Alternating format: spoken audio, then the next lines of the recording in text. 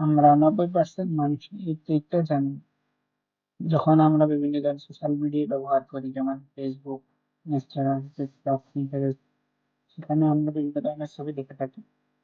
এই ছবি আমাদের ভালো লাগে, যদি আমরা মনে মনে ভাবি এই ছবিটা যদি আমি আমার মতো করে কাস্টমাইজ করে ব্যবহার করতে পারতাম, কতই না ভালো হতো।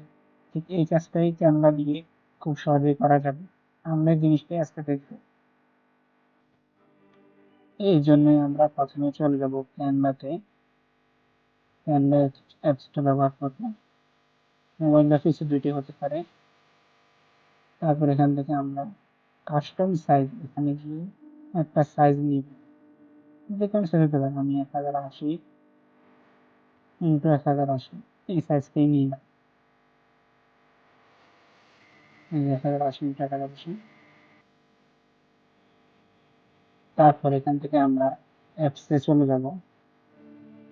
অ্যাপসে গিয়ে আমরা একটা অ্যাপ সার্চ করবো, তার নাম হচ্ছে কোরিয়া এআই ডিজাইন।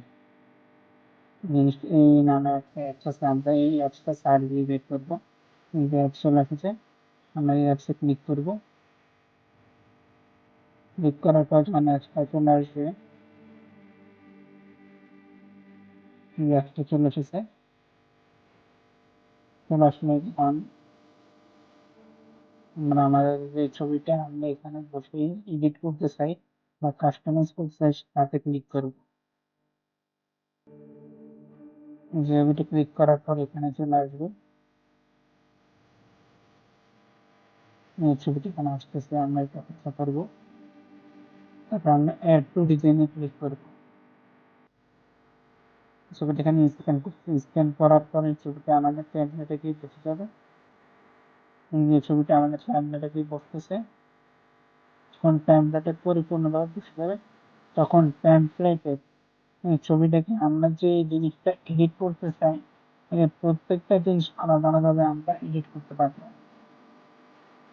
ঠিক একই এইভাবেই সোশ্যাল মিডিয়া থেকে প্রাপ্ত যে কোনো ছবি আমরা একই নিয়মে ভাবে এডিট করে তারপর ডাউনলোড করে আমরা আমাদের সোশ্যাল মিডিয়াতে ফেসবুকে ব্যবহার বা ইউটিউব, টিকটক, টুইটার ব্যবহার করতে পারবো। ভিডিওটি দেখার জন্য অবশ্যই ধন্যবাদ। ভালো থাকবেন।